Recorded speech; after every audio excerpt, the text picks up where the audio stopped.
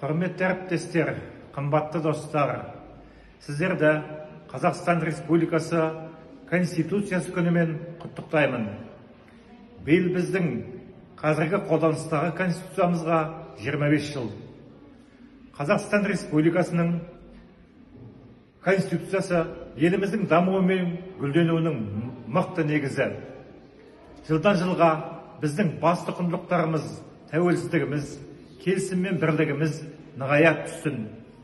Ел іргесі аман, келешегіміз кемел болып, еліміздің жалпы әлем халқының басына түскен мына аздаған қиындық, яғни COVID-19 індеті жер шарынан мәңгі кетсін.